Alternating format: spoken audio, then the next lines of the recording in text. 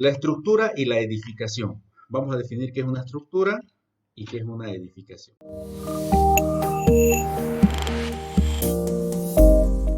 Definición de estructura. La estructura es un elemento conjunto de elementos capaces de resistir su propio peso y las acciones exteriores y transmitirlas al terreno, en nuestro caso de nosotros, ¿no? Estos elementos pueden tener o no otras funciones en los casos más sencillos. Vamos a ver, por ejemplo, tenemos los iglús, tenemos cúpulas, tenemos arcos. Estos son estructuras porque todo es un conjunto de elementos estructurales que van a transmitir esfuerzo una a otra hasta llegar a la base, que ahí es donde vamos a transmitir el esfuerzo a nuestro terreno donde va a estar asentado nuestra estructura. Idealización de la estructura. Antiguamente la estructura de los edificios se idealizaba. Primero vamos a ver el término o a definir esta parte fundamental. Para mí es la parte más fundamental de todo, que todo proyectista debe conocer. La idealización de la estructura se basa en un principio, el principio de visualizar cómo es que mi estructura va a trabajar, porque una estructura puede tener, no es definir la forma por si acaso. Forma y secciones y diseño geométrico es una cosa, idealización es otra cosa. Muchas veces nosotros como estructuristas tendemos a comparar y a ver y a permitir que estos sean iguales, pero no es así. La idealización es la forma de cómo va a trabajar mi estructura, cómo yo deseo que mi estructura empiece a trabajar para que yo pueda determinar esos esfuerzos internos de todas las acciones externas e internas que va a sufrir mi estructura. Entonces, la idealización, el concepto es, antiguamente la estructura de los edificios se dimensionaba empíricamente en base a experiencia previa. De ellos surgieron las reglas básicas del cálculo, muchas de ellas simplemente geométricas, ¿no? Como le había comentado, referidas a proporciones. A partir del Renacimiento, el espíritu científico tecnológico, con el consiguiente desarrollo de las matemáticas y la física, permitieron simplificar la estructura a modelos resolubles con los métodos disponibles de la época. Entonces, es llevar de mi plano arquitectónico a cómo yo deseo geométricamente, cómo yo deseo que analíticamente mi modelo matemático de cómo va a trabajar mi estructura, ¿no? Estas son unas pequeñas láminas de cómo se idealiza estructuralmente. Si se fijan en su parte derecha está la torre, si no me equivoco es el Empire State. Fíjense cómo podríamos llegar a asemejar una idealización estructural con las acciones externas que ustedes lo ven ahí, que viene a ser el viento, con las acciones externas que viene a ser el peso que se va a cargar, las cargas fijas y las cargas variables que se van a asentar en la estructura, y obviamente también vamos a tener, dependiendo de la magnitud de la estructura, los esfuerzos internos, ¿no? Sobre todo del congelamiento, el descongelamiento, los esfuerzos térmicos, y eso nos va a generar esfuerzos internos, ¿no? Idealización de la estructura. Como vimos anteriormente, la idealización consiste plenamente en poder representar la estructura más real posible en cuanto a cargas y acciones, ya sean estas internas o externas. Internas ya les comenté, la que nosotros generalmente en todo momento no dejamos de prever, porque ese es el término, nosotros tenemos que prever qué cargas son las que van a afectar a mi estructura o van a actuar en mi estructura, es las cargas de origen térmico, ¿no? La contracción y la dilatación generalmente a esfuerzos térmicos, ¿no? A la generación del calor, ¿no? La ausencia o el incremento de calor. Se refiere mediante modelos físicos, matemáticos y geométricos. Podemos idealizar nuestra estructura al menos de la siguiente forma. Podemos realizarla en pórticos planos, tal y cual como nos han enseñado en estructuras, en análisis estructural 1, 2 y 3, los que han llevado ingeniería civil, o análisis estructural, los que han llevado solamente arquitectura, o los estudiantes de ingeniería que están llevando diferentes métodos de cálculo. Inclusive a nosotros en la universidad nos dan la capacidad de que nosotros podamos encontrar y desarrollar las ecuaciones para encontrar los esfuerzos internos en cada nudo, que eso es lo que nosotros encontramos realmente con el análisis estructural. También lo podemos hacer en 3D, en 3 dimensiones, pero eso ya no lo podemos hacer manualmente. ¿Por qué? Porque nos conlleva una serie de infinidad de número de ecuaciones que nosotros nos resulta imposible realizarlo manualmente, pero para eso están los ordenadores, para realizarlo de una forma analítica de acuerdo a su lenguaje de programación que tiene cada uno, ya sea elementos finitos, ya sean por matrices o el método de cálculo que utilicen, ¿no? Aquí tenemos una representación de pórticos planos y pórticos 3D o tridimensionales. Conceptos de seguridad. Para nuestros fines académicos podemos mencionar que existen dos métodos o dos grandes corrientes de cálculo o análisis en el diseño de la estructura.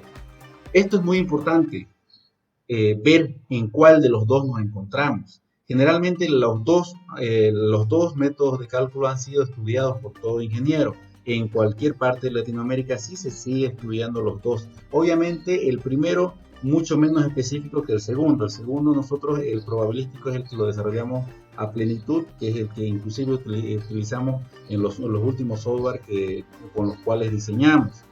Son dos. El método determinístico. Los métodos de cálculo hasta mediados del siglo XX deterministas consistían en calcular las tensiones actuantes en el modelo y calcular las tensiones admisibles, ¿no?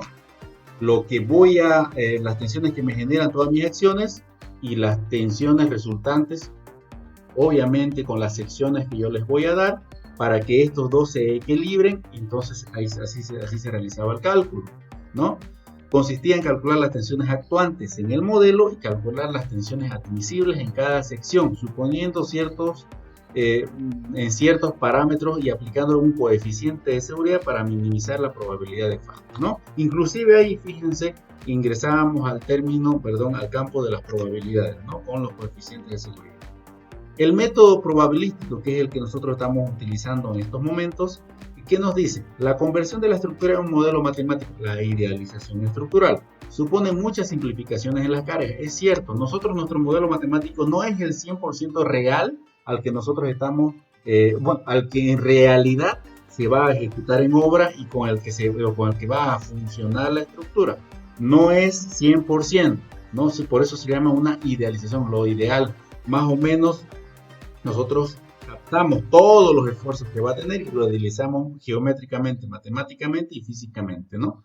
La conversión de la estructura en un modelo matemático supone muchas simplificaciones en las cargas, es cierto, en la geometría, en los materiales y también en el propio comportamiento de acuerdo a los procesos constructivos que realizamos.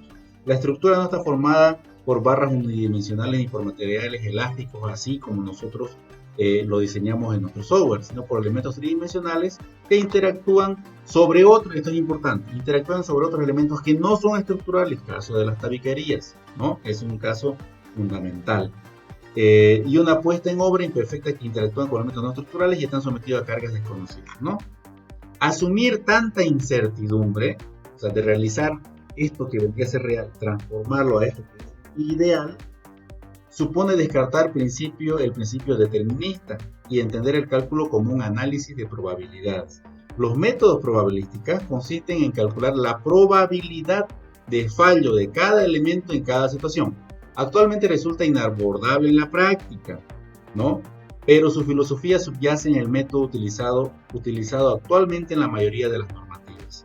El método de los estados límites se considera un método semiprobabilístico. Fíjense, estamos ante un método determinista, un método probabilístico y tenemos uno en el medio que es el que nosotros estamos utilizando, que es con semiprobabilidades, ¿no? Semiprobabilística, ya que contempla la probabilidad de fallo de un modo indirecto mediante la aplicación de varios coeficientes parciales de seguridad que permite considerar la incertidumbre para cada parámetro con mucha mayor coherencia que el coeficiente de seguridad global. Entonces, si se dan cuenta, en este método semiprobabilístico que utilizamos, que es el método de los estados límites últimos, ustedes se dan cuenta que para cada elemento estructural vamos a tener un cierto coeficiente de factor de seguridad. Entonces, ¿qué podemos, para ir adelantándonos al punto 4, qué podemos entender por este concepto de seguridad? Mientras más seguridad, entrando al método probabilístico, mientras más seguridad yo desee, entonces mi coeficiente va a ser mucho más grande. Entonces, ahí podemos ver la diferencia de las normativas vigentes que tenemos en el mundo, porque hay dos corrientes, ¿no? Las americanas y las europeas que vamos a ver. Ustedes entonces ya se van dando cuenta que no solamente es por la forma de calcular, sino sobre todo por el concepto de seguridad que le da cada normativa a su propia metodología de cálculo. Requisitos básicos de seguridad. Durante la vida del edificio, la estructura debe permanecer en su sitio sin romperse y sin perjudicar el correcto funcionamiento del edificio. Eso es totalmente cierto. Las primeras normativas incidían únicamente en la resistencia, pero no así en los niveles de servicio. Pero posteriormente se analizó y se insertó, como les comentaba, los estados límites últimos de servicio, donde nosotros analizamos qué cosa, que mi losa, que mi viga o que mi estructura en completo no llegue a vibrar. Tenemos parámetros para la vibración, parámetros para la excesiva fisuración, parámetros para la excesiva deformación, que eso también va a producir fisuración. Entonces, nosotros tenemos que ver esos estados últimos de servicio. ¿Para qué? Para que nuestro confort, cuando utilicemos esa estructura, o las personas o la corporación o la organización que utilice esas estructuras tengan un servicio y un confort acorde a lo que nosotros hemos calculado, ¿no? De eso se refiere prácticamente la vida útil o periodo de servicio. No quiere decir que una vez que pase el periodo de vida útil o periodo de servicio, esta estructura vaya a caerse y no se utilice. No. A ver, aquí hay que entender una cosa muy clara. Nosotros diseñamos para que por siglos una estructura resista.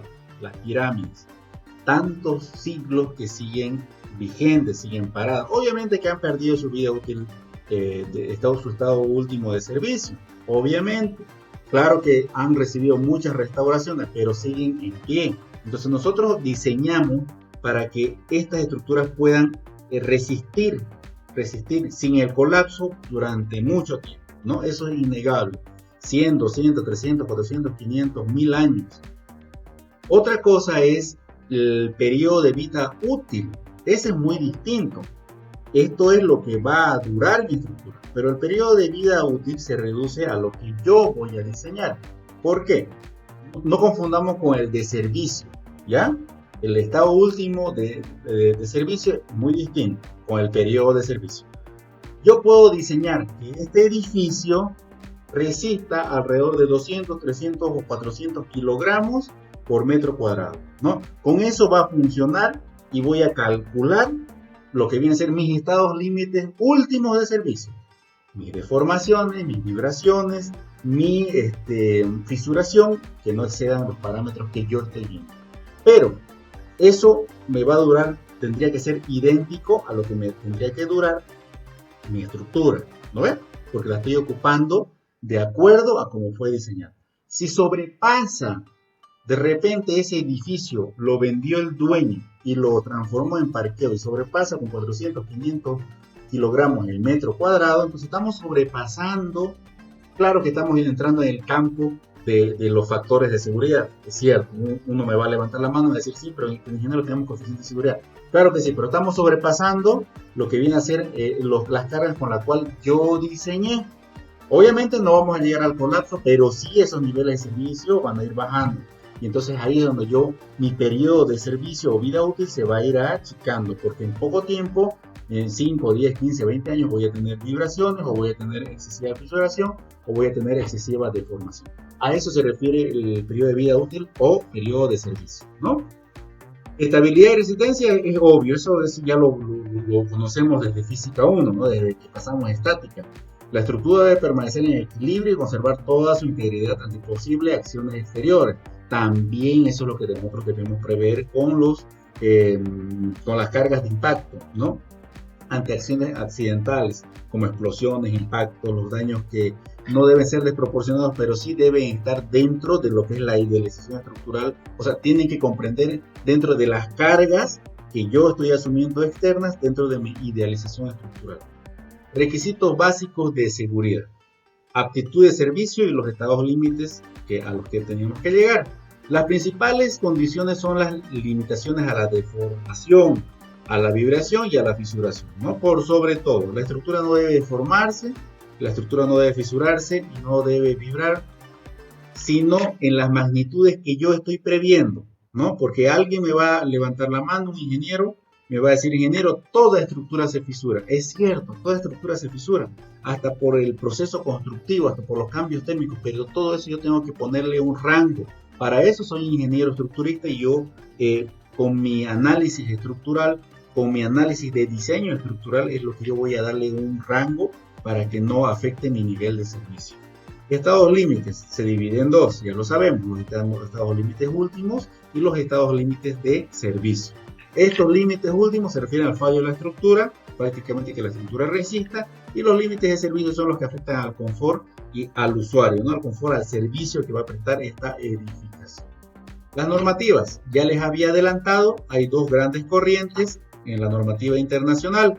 El primer bloque, todos los eurocódigos, ¿no? Y el segundo bloque, todo lo que son las americanas, la ASI, la ASME y la AISC, ¿no? Entonces tenemos las dos corrientes. Pero ¿por qué, ingeniero? Van a decir, calculan distinto, ellos han encontrado nuevas formas de cálculo. No. Todo esto va a variar en cuanto a los factores de seguridad que vamos a utilizar. Obviamente en los procesos de cálculo sí, ¿no?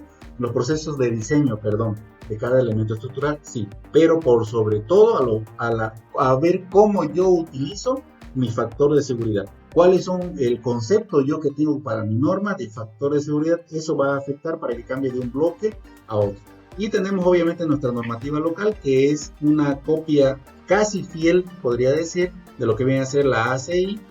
Tenemos la norma boliviana 122-5001, la 5002 y la 5003, ¿no? La 5001 en la cual vamos a detallar en nuestra unidad 2. Más que detallar, vamos a mostrar la normativa porque eso sí quería adelantarles. Todos van a tener que comprarse sí o sí la norma boliviana, estas tres normas bolivianas y NORCA. Nosotros lamentablemente no podemos. Vamos a subir obviamente en todo nuestro curso de experto las fórmulas, los artículos, las especificaciones que nos dicta nuestra norma boliviana, pero la norma completa no podemos. ¿Por qué? Porque está protegida por ley, está protegida por derechos de autor y nosotros debemos adquirirla en el NORCA. En el NORCA de cada departamento puede usted ir a realizar su pago y usted tiene su norma boliviana 122.1, 5001, 5002 y 5003. Las estructuras isostáticas e hiperestáticas. Esto es un breve reencuentro con lo que nosotros llevamos los primeros semestres en la universidad, que era una estructura isostática, que son estructuras hiperestáticas. Es muy sencillo de definirlo. Es más, las estructuras isostáticas solamente las tomamos como base de ejemplo para el análisis estructural, ¿no? Como lo ideal, pero que no debería darse. ¿Por qué? Porque conforman un equilibrio exacto. Las hiperestáticas, un sobreequilibrio. Todo se basa en el equilibrio, en la estática, ¿no? ¿Cuál es el riesgo de la estructura isostática? Que si pierde un grado de equilibrio, entonces la estructura isostática se vuelve un mecanismo y por ende nuestra estructura, nuestro edificio colapsaría. Por eso que nosotros en nuestra vida cotidiana siempre realizamos los modelos hiperestáticos.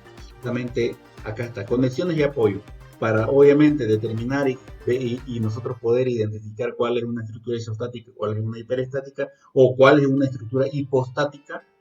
Nosotros debemos tener el conocimiento o el concepto de conexiones y apoyos. El equilibrio de la estructura. Nuestro primer objetivo al diseñar la estructura de un edificio es que no se mueva, es decir, que esté en equilibrio como cualquier cuerpo, ¿no? El equilibrio está sometido a lo que ya habíamos pasado en Física 1, en las leyes del movimiento de Newton, ¿no? La ley número 1, todo cuerpo persevera su estado en reposo o movimiento rectilíneo uniforme, a no ser que haya una fuerza que lo haga cambiar de estado, ¿no? Una fuerza externa que lo haga cambiar de estado, ¿no? La estructura, el edificio y todo lo que hay estarán sometidas bajo su propio peso, mínimamente, que es ya una fuerza. Por lo tanto, la situación anterior es imposible en la práctica. Las fuerzas actúan sobre el edificio, tienden a moverlo. Por ejemplo, el viento lo va a tender a volcar, ¿no? Ley número 2. La mutación del movimiento es proporcional a la fuerza motriz impresa. Esta segunda deriva de la primera y se verifica según la línea recta por la cual se imprime la fuerza. Obviamente nos está hablando de las fuerzas proporcionales, ¿no? Si yo aplico una fuerza en este sentido, tendrá que haber otra fuerza proporcional en el otro sentido para mantener el equilibrio. Para que lo anterior no ocurra, todo edificio que está en contacto con otro cuerpo, por ejemplo, en nuestro caso, nosotros teníamos en nuestra primera ley un edificio que estaba con cargas de su propio peso. Esto va a tener en contacto el suelo, el edificio, empujado por el peso, el viento o el sismo que ejerce una acción contra el suelo y esté contra el suelo y si la cimentación es correcta, ejerce una reacción igual en sentido contrario, ¿no ves? Para que estemos en equilibrio. Si hubiera, en nuestro caso, que vamos a estudiar en nuestro módulo 3, hundimientos, asentamientos diferenciales, entonces no estaríamos cumpliendo esta ley. Ley número 3, a una acción siempre hay una reacción contraria o igual. O sea, las acciones de dos cuerpos entre sí son siempre mutuamente iguales y se dirigen a partes o en sentido contrario, ¿no? Cuando analizamos, por ejemplo, solamente una viga, nuestra vinculación exterior viene a ser el apoyo de la viga, ¿no? En este caso el empotramiento, si que está empotrada en dos columnas, y así sucesivamente. La conexión más sencilla es un apoyo simple, ya lo habíamos visto, ¿no? La conexión más sencilla es un apoyo simple, un tronco que está apoyado en sus dos orillas, es capaz de transmitir su propio peso o el peso que está encima en los dos puntos fijos de apoyo, ¿no? El apoyo o la vinculación que nosotros vemos cotidianamente viene a ser el empotramiento, ¿no? El empotramiento que ya no solamente, como vemos en la gráfica, nos rige desplazamientos y giros, ¿no? En el apoyo simple nos restringe ciertos giros y ciertos desplazamientos. En los empotramientos también hay restricción, pero con mayor, en casi todos no en casi todo, en todos los sentidos que tenemos en nuestros ejes, ¿no? Recordemos que si nosotros vemos una estructura tridimensional, tendríamos 6 ecuaciones de equilibrio, por ende tendríamos 6 grados de libertad. Tipos de nudos rígidos y articulados, las vinculaciones interiores, ¿no? Las barras que conforman el modelo de la estructura se unen en nudos, es cierto. Estas uniones suponen vincular unas barras con otras y son internas de la estructura, por lo que se llaman vinculaciones internas, en oposición a las vinculaciones externas que acabamos de ver hace un momento. Los nudos rígidos son aquellos que sus ángulos mantienen, ¿no? Entre las barras mantienen ante una deformación. En cambio, los nudos articulados son aquellos en los que las barras pueden girar libremente, ¿no? Estructuras isostáticas e hiperestáticas. Acá tenemos un breve ejemplo. Ya sabemos cuáles son las estructuras isostáticas y cuáles son las hiperestáticas. El concepto nos dice lo siguiente. Una estructura isostática es aquella que tiene las vinculaciones exteriores e interiores, como acabamos de ver hace un momento, cuáles son las exteriores y cuáles son las interiores, justas para poder mantenerse en equilibrio, ¿no? En la misma cantidad que crece. Si tuviese una menos, se transforma en un mecanismo, colapso.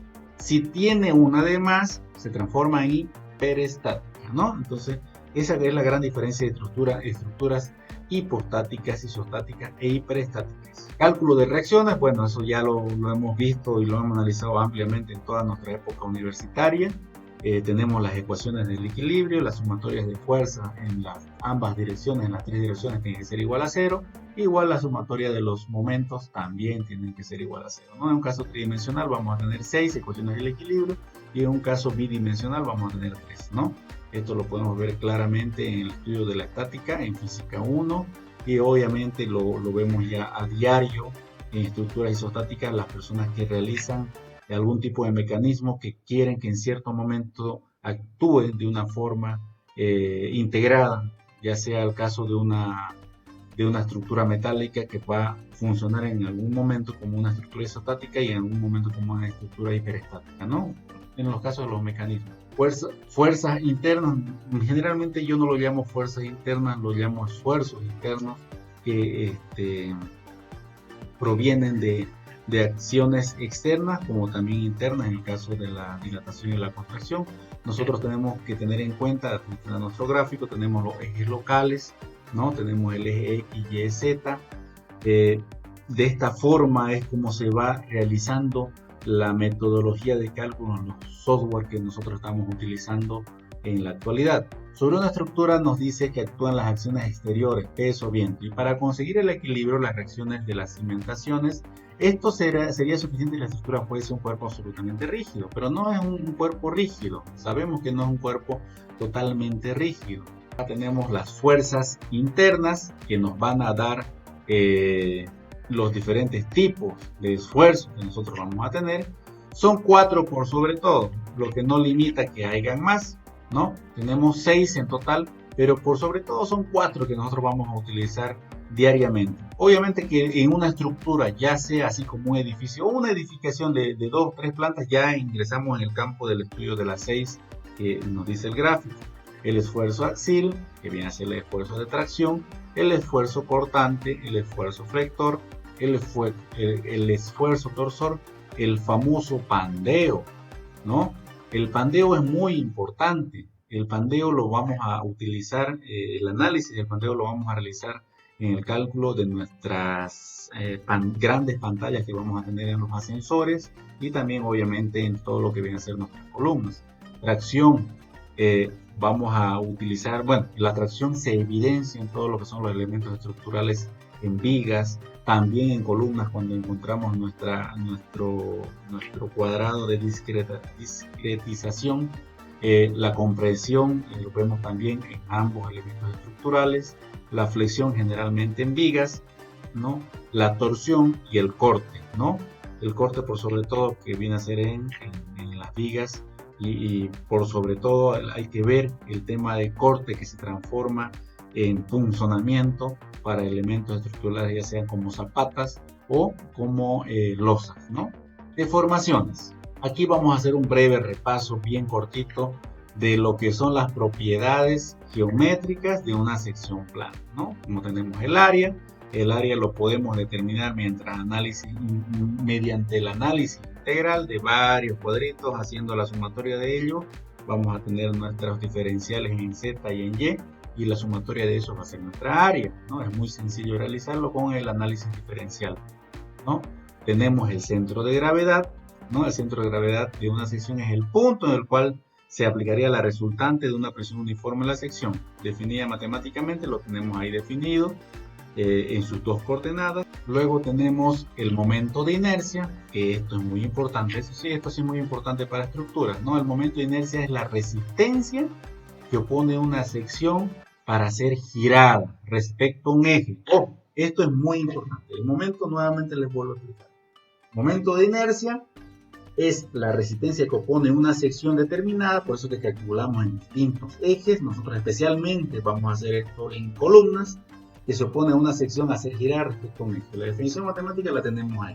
Bueno, esto ha sido una breve introducción a lo que es las estructuras, lo que vendría a ser la idealización, el porqué de una norma es diferente de otra norma, los métodos de cálculo, las corrientes de cálculo, algunos conceptos de los esfuerzos internos, de los tipos de apoyo, de vinculaciones, los conceptos de las propiedades geométricas que tienen las secciones planas. Y bueno, con esto ya estamos preparados para nuestra segunda unidad, que va a ser un pantallazo general de lo que viene a ser el contenido que tenemos en nuestra norma boliviana, la E 122-5001, en la 122-5002 y en la 122-5003. Tal vez lo dividamos en tres pequeñas presentaciones, en tres tutorías. ¿Por qué? Porque obviamente cada normativa, la 1, la 2 y la 3, tienen su propia particularidad y el tiempo no nos dé para una sola tutoría. Eso entonces lo vamos a ver en la próxima unidad, en la unidad número 2, y luego ya vamos a ingresar a todo lo que viene a ser el ingreso de datos en nuestro ciclo. Tengan ustedes muy buenos días y bueno, nuevamente les doy la bienvenida a todos ustedes a este experto en estructuras. Muchísimas gracias.